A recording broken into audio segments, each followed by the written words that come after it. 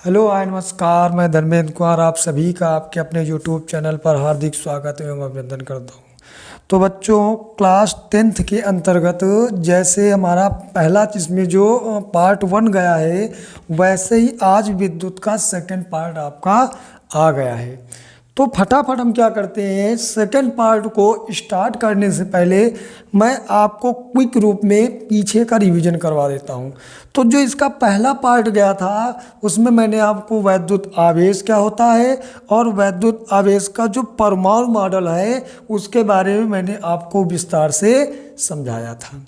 और साथ ही साथ उसमें हम लोगों ने चालक, अचालक और अर्धचालक इन तीनों के बारे में भी पढ़ लिया था। तो आज की जो इसका सेकंड पार्ट होने वाला है, यानी इसका जो फर्स्ट पार्ट जा चुका है, ये इसका कौन सा है, ये इसका जो पार्ट है वो सेकंड है। यानी जो इसका ये सेकंड पार्ट है, इसमें हम लोग आज क्या जानेंगे कि आपका वैद्युत विभव और विभवांतर होता क्या है। जैसे बच्चों, हम क्लास स्टार्ट करने से पहले मैं आपको बता दूं कि जैसे सभी पढ़ाते हैं ना, वैसे मैं भी चाहता तो मैं डायरेक्ट आपको क्या करता, विद्युत पर लेकर चलता और सीधे मैं आपको विद्युत आवेश पढ़ा देता और थोड़ा सा उसके बाद में मैं आपको बता देता वैद्युत धारा और उसका फार्मूला, काम खत्म। तो हम ये नहीं करेंगे। हमारी आदत है कि मैं जब भी पढ़ाता हूँ ना, तो पहले मैं उसका जो फंडामेंटल होता है वही मैं पढ़ाता हूँ, उसके बाद में ही मैं क्या करता हूँ, उस जो जितना भी उसमें बचा सब का सब पढ़ाता हूँ। पहले मैं उसका फंडामेंटल जरूर पढ़ाता हूँ। तो यानी पहले मैंने आपको क्या पढ़ाया, वैद्युत आवेश, फिर परमाणु मॉडल पढ़ाया, उसके बाद मैं आपको पढ़ाऊंगा क्या, वैद्युत विभव, विभवांतर, और उसके बाद में ही मैं आपको पढ़ाऊंगा क्या, वैद्युत धारा के बारे में। ठीक है, तो चलिए आज की क्लास को स्टार्ट करते हैं और आगे बढ़ते हैं। तो क्लास को स्टार्ट करते हैं और आगे बढ़ते हैं और देखते हैं। देखिए आज की जो हेडिंग पड़ी हुई है क्या, वैद्युत विभव और विभवांतर, ये दोनों हैं क्या। तो पहले हम इनके बारे में आपको कुछ चीज़ें उदाहरण के माध्यम से समझाते हैं। जैसे मान लिया जाए कि दो मेरे पास, मैं बाल्टियाँ बना देता हूँ। जैसे एक बाल्टी आपके पास ये बनी हुई है, एक बाल्टी ये बनी हुई है और एक बाल्टी ये बनी हुई है। यानी अगर क्या करें हम कि अगर इस बाल्टी में पानी डालना स्टार्ट करें, इस बाल्टी में पानी डालना स्टार्ट करें, तो हम देखेंगे क्या कि एक समय ऐसा आएगा कि जब पानी जो होगा इससे बाहर जाना स्टार्ट कर देगा। यानी जो पानी होगा इसके तल तक, ऊपर तक भर आएगा। उसी प्रकार क्या होता है कि जब हम किसी वैद्युत परिपथ में लगातार आवेश डाल देते जाते हैं तो क्या होता है कि जो आवेश का तल होता है वह ऊंचा उठ जाता है। और जब ऊंचा उठ जाता है तब हम कहते हैं क्या कि जो वो आपका चालक है ना, चालक में क्या हुआ, वैद्युत विभव ऊंचा हो गया है। जो वैद्युत विभव है वह ऊंचा हो गया है। यानी अगर देखो मैंने परिभाषा में भी लिख के रखा है क्या, यदि हम किसी कह रहा वस्तु को ऊष्मा देते जाएं तो उस वस्तु में ऊष्मा का तल ऊंचा हो जाता है। यानी कहने का मतलब ये हुआ कि जैसे मान लीजिए क्या है, एक वस्तु में क्या है, खूब ऊष्मा भरी हुई है और दूसरी एक वस्तु के ऊपर उसे रख दिया जाए या उसको किसी माध्यम से एक दूसरे से संपर्क स्थापित कर दिया जाए, तब आप क्या देखते हैं कि जो ऊष्मा है ना वो ऊंचे वाले से नीचे में जाती है। लेकिन उससे पहले क्या होता है कि उसमें जो आपके पास एक वस्तु थी उसमें भी तो ऊष्मा का तल ऊंचा होना चाहिए। तो यानी अगर बात करें तो इसमें इतनी ऊष्मा दे दी जाए कि इसका तल कहाँ तक आ जाए, ऊपर तक आ जाए। इसी तरह इसमें क्या होता है, देखो क्या कह रहा है, ठीक कह रहा है। उसी प्रकार किसी चालक को आवेश देते जाएं तो चालक में वैद्युत तल ऊंचा होता जाता है, जिसे हम कहते हैं कि चालक का वैद्युत विभव ऊंचा हो गया है। यानी कहने का मतलब ये हुआ कि यदि हम किसी चालक को इतना आवेश दे दें कि वह उसका जो तल है एकदम ऊपर तक भर आए, तो हम उसे क्या कहते हैं कि जो हमारी वस्तु थी या हमारा जो चालक था उसका विभव ऊंचा हो गया है। बात समझ में आ गई है? यहाँ तक आशा है आपको समझ में आ गया होगा। अच्छा, एक हो गया। अगर इसी तरह की मेरे पास एक और बाल्टी है, ध्यान देना, एक बाल्टी ये रखी हुई है और एक बाल्टी है। इसमें क्या है, ऊपर तक क्या हुआ है, पानी भरा हुआ है। और मैं क्या करूं, एक पाइप की सहायता से इन दोनों को इन दोनों को आपस में जोड़ दूं, तब क्या होगा कि जो ऊंचे विभव, देखो जो ऊंचा वाला ना जिसमें ज़्यादा पानी है, उससे क्या होगा, जो आपकी ये वाली बाल्टी है इसमें पानी आना स्टार्ट हो जाएगा, और जब तक आता रहेगा जब तक दोनों के तल समान ना हो जाए। मेरी बात समझ में आ रही है? जब तक दोनों के तल क्या हो जाए, समान ना हो जाए। अब मैं चाहता हूँ कि ये जो बाल्टी है ना इसमें ज़्यादा पानी हो जाए तो इस वाले में कम हो जाए। तब हम क्या करेंगे कि इसमें कुछ अलग से बल लगाएंगे, यानी ऊपर से कुछ ऐसा बल लगाएंगे जिस कारण से क्या होगा, इससे कुछ पानी इसमें आ जाएगा। उसी प्रकार क्या होता है कि जब हम किसी चालक को क्या करते हैं, आवेश देते जाएं देते जाएं देते जाएं, तो एक पल ऐसा आएगा कि वह पूर्ण रूप से आवेशित हो जाएगा। लेकिन अगर मुझे क्या करना है, उससे ज़्यादा आवेश देना है, तब क्या करना पड़ेगा, कुछ ना कुछ कार्य करना पड़ेगा, तभी तो उसमें ज़्यादा आवेश जाएगा। तो देखो यहाँ पे वही लिखा है, क्या कह रहा है, यदि हम भिन्न भिन्न तापों वाली वस्तुओं को एक दूसरे के संपर्क में है ना रख देने पर ऊष्मा ऊंचे ताप वाली वस्तु से नीचे ताप वाली वस्तु में बहने लगती है। बिल्कुल सही बात, जैसे इसमें है, यानी आपके पास अगर कोई छड़ी है तो मैंने क्या कहा, जैसे मेरे पास दो हैं, एक ये वाला आपका है और एक ये। अब इसमें मैंने कहा खूब ऊष्मा और इसमें कम है, मैं इन दोनों का संपर्क कर दूं तो देखोगे जो इस वाली में ज़्यादा ऊष्मा है इस वाली में बह के आती रहेगी, और कब तक आती रहेगी, जब तक कि दोनों के तल समान ना हो जाए। बात समझ में आ गई है? आगे बढ़ जाते हैं। तब मैंने आपको क्या समझाया, जब तक दोनों के तल बराबर ना हो जाए। कह रहा ठीक इसी प्रकार यदि एक ऊंचे विभव वाले चालक को एक नीचे विभव वाले चालक से जोड़ देने पर धन आवेश ऊंचे विभव वाले चालक से नीचे विभव वाले चालक में बहने लगता है। यानी कहने का मतलब ये हुआ कि जैसे मान लीजिए कि दो आपके पास क्या है, मैंने कहा था उदाहरण फिर मैं आपको वही देता हूँ, ये दो हैं और एक में क्या है कि वैद्युत आवेश जो है वो कूट कूट के भरा हुआ है और इसमें आपका क्या है, कम है ही नहीं, ना के बराबर। अगर मैं क्या करूं, इन दोनों का संपर्क स्थापित कर दूं किसी से, एक वायर से, तो आप क्या देखोगे कि जो ये वाली है ना, इस वाले से आपके धन आवेश निकल करके दूसरी वाली में जाने लगेंगे, और जब तक जाने लगेंगे जब तक के दोनों के वैद्युत विभव समान ना हो जाए। समझ में आया? अच्छा, ये तो बात आपकी हो गई। अगर मैं कहूँ कि इस वाले से मुझे इसमें और भी ज़्यादा ले जाने, तब हम क्या करेंगे, तब इसमें कुछ ना कुछ एक्स्ट्रा कार्य करना पड़ेगा ना, और जो ज़्यादा कार्य करना पड़ता है वही हमारा कहलाता है क्या, विभव कहलाता है। मैं आपको अभी इसकी परिभाषा बताता हूँ कैसे। देखो कि क्या लिखा है, जब किसी चालक को आवेश दिया जाए तो प्रारंभ में आवेश ले लेता है, लेकिन बाद में क्या करा, आने वाले आवेश पर प्रतिकर्षण बल लगाने लगता है। अभी मैंने आपको समझाया। इस प्रकार और अधिक आवेश देने के लिए कुछ कार्य करना पड़ता है जो स्थित ऊर्जा के रूप में संचित हो जाता है, अर्थात यानी अब यहाँ से आपकी क्या वैद्युत विभव की परिभाषा निकल के आ रही है। वही मैंने आपको क्या बताया, किसी को जब एक्स्ट्रा आवेश देना हो, यानी क्या कह रहा है कि एकांक धन आवेश को, एकांक धन आवेश मतलब समझ रहे हो ना, मैंने कहा था ना ये दो है ना, तो मैंने कहा था एकांक, और कौन आते, मैंने कहा सदैव धन आवेश ही दूसरे में आएंगे। तो इस वाली से क्या होगा, जब धन आवेश इसमें आना स्टार्ट होंगे तभी तो हम कहेंगे क्या कि आवेश आ रहे हैं, और क्या हो रहा है, जो विभव है एक से दूसरे में जा रहा है। यानी यहीं पे क्या एकांक, एकांक मतलब एक, एकांक मतलब क्या हुआ, एक। एकांक धन आवेश को अनंत से किसी बिंदु तक लाने में किया गया कार्य ही वैद्युत विभव कहलाता है। यानी सीधी परिभाषा क्या बन गई कि एकांक धन आवेश को अनंत से किसी बिंदु तक लाने में जितना कार्य करना पड़ता है वह उस बिंदु पर वैद्युत आवेश कहलाता है। ये आपकी क्या हो गई, परिभाषा बन के तैयार हो गई। यानी आपकी परिभाषा क्या बन के तैयार हुई कि कहेंगे क्या कि एकांक धन आवेश को अनंत से किसी बिंदु तक लाने में किया गया कार्य ही वैद्युत विभव कहलाता है। फटाफट आप इसका स्क्रीनशॉट ले लीजिए, फिर मैं क्या करता हूँ, इसका जो आपका फार्मूला है वो मैं आपको लिख देता हूँ, ठीक है। चलिए पहले इसका स्क्रीनशॉट ले लीजिए। आशा है आपने इसका स्क्रीनशॉट ले लिया होगा। अब आगे बात करते हैं।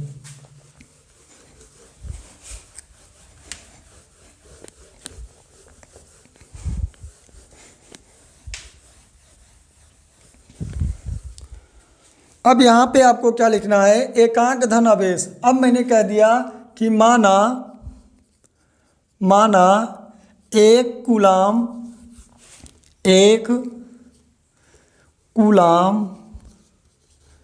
कूलाम आवेश को अनंत से किसी बिंदु तक लाने में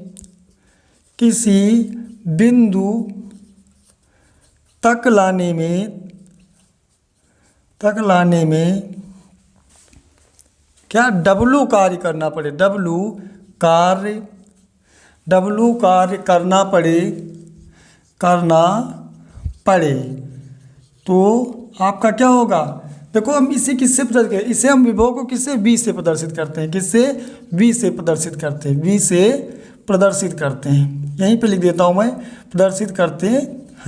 अब यहाँ पे देखो एकांक मतलब क्या होगा, एक, यानी एक को लाने में जितना कार्य करना पड़े वही हमारा कहलाएगा क्या, वैद्युत विभव कहलाएगा। देखो मैंने क्या कहा, एक कूलाम आवेश को, यानी मैं कह दूं क्या, यानी इसे V से प्रदर्शित करते हैं, किससे, V से। V हो गया, और कार्य कितना करना पड़ रहा है, W, और उसके बाद में लाना क्या पड़ रहा है, देखो आवेश को यानी Q को, ये आपको लाना पड़ रहा है, यानी एकांक आवेश को लाना पड़ रहा है।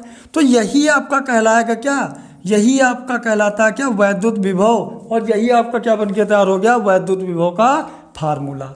बात समझ में आ गई है। यानी अगर देखें, अब यहाँ से अगर इसका क्या फार्मूला निकाल लिए हैं, अब यहाँ से इसका मात्रक निकालेंगे तो मात्रक निकल के क्या आएगा, देखो कार्य का मात्रक क्या होता है, जूल होता है, और ये आवेश का मात्रक क्या होता है, कूलाम होता है ना, कूलाम होता है। यानी मात्रक निकल के आ गया क्या, जूल प्रति कूलाम, और इसी को हम लोग कहते हैं क्या, वोल्ट भी कहते हैं, इसी को हम लोग वोल्ट के नाम से भी जानते हैं।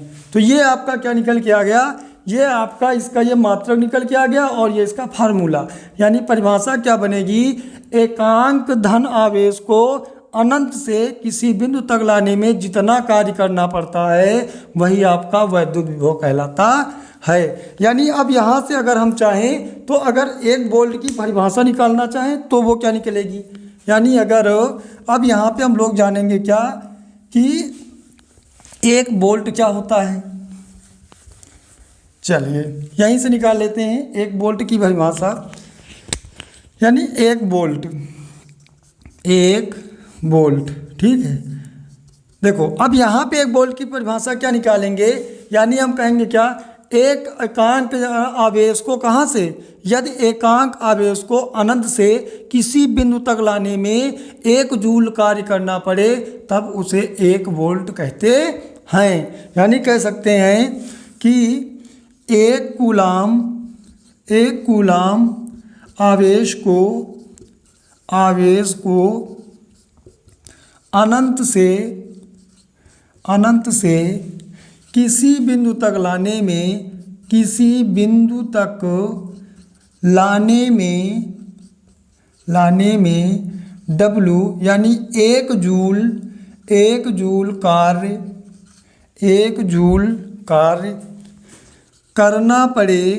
करना पड़े तो उसे 1 वोल्ट कहते हैं, ठीक। अब इसका देखोगे तो फार्मूला क्या निकल के आया, यानी अगर मैं कह दूं क्या, यानी 1 वोल्ट बराबर आपका क्या होगा, 1 वोल्ट बराबर हो गया 1 जूल बटे 1 कूलाम, ठीक है। यही आपका होता है क्या, यही आपका कहलाता है क्या, 1 वोल्ट कहलाता है। बात समझ में आ गई। यानी 1 कूलाम आवेश को अनंत से किसी बिंदु तक लाने में अगर 1 जूल कार्य करना पड़े तो वह 1 वोल्ट कहलाता है। बात समझ में आ गई भाई। इसका भी स्क्रीनशॉट आप फटाफट ले लीजिए।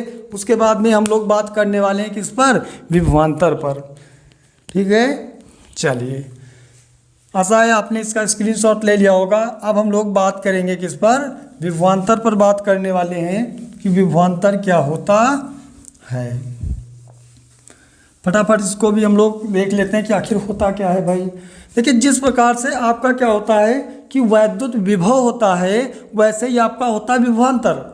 फर्क सिर्फ इतना होता है कि उसे हमें क्या करना पड़ता है, अनंत से लाना पड़ता है। और इसमें क्या होता है, किसी चालक के दो बिंदु निश्चित होते हैं। जैसे मैंने मान लिया कोई चालक है, इस प्रकार का मैंने बना दिया, तो इसमें क्या होता है कि दो बिंदु जब निश्चित होते हैं और दो बिंदुओं के बीच में जब एकांक आवेश को ले जाने में जो कार्य करना पड़ता है वही आपका वैद्युत विभव कहलाता है। बात समझ में आ गई है? तो हम इसको क्या करते हैं, यहीं पे लिख देते हैं, क्या है ना, जब एकांक आवेश को किसी चालक में थोड़ा फीका दिख रहा होगा, इंक डाल लेते हैं भाई, है ना, फटाफट इंक डाल लिया जाए।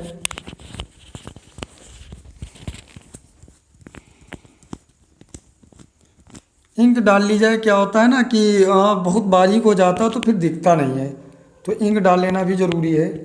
नहीं पता चलेगा कि पूरा का पूरा पढ़ा दियो, बाद में पता चला कि भारत माता की जय हो गया और पता चला कि बच्चों को समझ में भी ना आया, वहाँ से कमेंट आ रहे हैं कि सर आप जो पढ़ाएं वो दिखाई ही नहीं दे रहा है, तो उस पढ़ाने का कोई मतलब निकलेगा ना, है ना।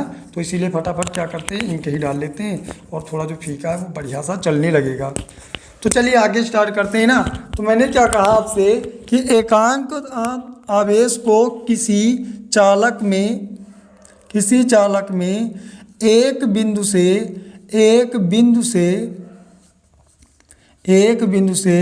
दूसरे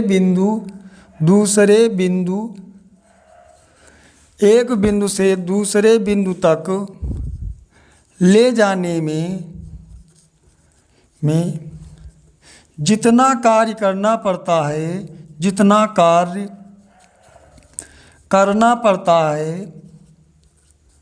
उसे वैद्युत विभवांतर कहते हैं। वैद्युत विभवांतर कहते हैं।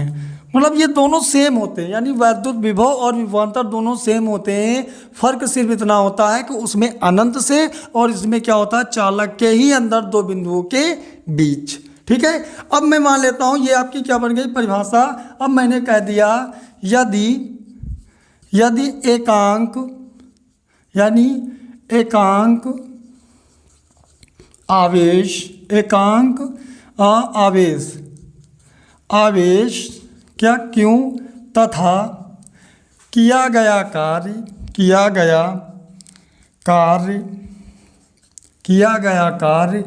W हो तो यह आपका हो जाएगा V बराबर W/Q हो जाएगा। इसे भी क्या करते हैं, V से ही प्रदर्शित करते हैं। अब फिर वही बात हो गई, यहाँ पे आप देखोगे तो ये तो V ही रहेगा। W क्या होता है, जूल, यानी कार्य का मात्रक क्या होता है, जूल, और आवेश का मात्रक क्या होता है, कूलाम, यानी इसका भी मात्रक क्या हो जाएगा, जूल प्रति कूलाम, या फिर इसी को हम लोग कहते हैं क्या, वोल्ट भी कह देते हैं। ठीक है, अब यहाँ पे क्या करेंगे, आपकी परिभाषा तो ये क्लियर हो गई। यहीं से आपकी फिर वही परिभाषा बनेगी कि यदि आपका क्या हो जाए कि किया गया कार्य अगर 1 जूल हो और जो आपका क्या हो, आवेश हो, यदि एक जो आवेश है वह 1 कूलाम का हो, तब एक बिंदु से दूसरे बिंदु तक ले जाने में जो कार्य करना पड़ता है उसी को हम लोग 1 वोल्ट कहते हैं। ये तो हमने आपको पहले ही बता दिया। तो आपको इतना याद रखना है कि जो इसका मात्रक होता है ना, वो ये होता है, और जो इसका फार्मूला होता है ये V होता है, ये वाला V बराबर क्या, W/Q, जहाँ W आपका कार्य है और ये आपका Q क्या है, आवेश है। यानी जूल जो होता है काहे का, कार्य का मात्रक हो गया, और जो कूलाम है ये काहे का मात्रक है, ये आपका आवेश का मात्रक है। समझ में आया? तो आज की जो क्लास होने वाली थी उसमें मैं आपको केवल 2 ही पढ़ाने वाला था। एक आपका ये लिखा हुआ है क्या, विभवांतर, और दूसरा मैंने आपको पढ़ा ही दिया है वैद्युत विभव। यानी आपके 2 ही इसमें मुझे पढ़ाना था और दोनों मैंने आपको पढ़ा दिए। ठीक है, अब जब अगली क्लास आएगी तो मैं आपको पढ़ाऊंगा क्या, वैद्युत धारा हो गया, उससे संबंधित जो फार्मूले हैं या क्वेश्चन जो बन जाते हैं, 1-2 क्वेश्चन भी मैं आपको पढ़ा दूंगा। तो इसी प्रकार से इसके जो पार्ट हैं लगातार आते जाएंगे और पूरा का पूरा चैप्टर मैं आपको क्या कहते हैं, पढ़ा दूंगा।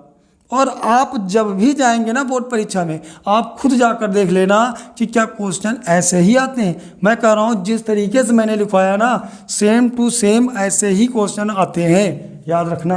ठीक है, तो चलिए आज की क्लास को यहीं तक रखते हैं, फिर मिलते हैं इसके अगले पार्ट में नई ऊर्जा के साथ। तब तक के लिए bye bye, tata and take care.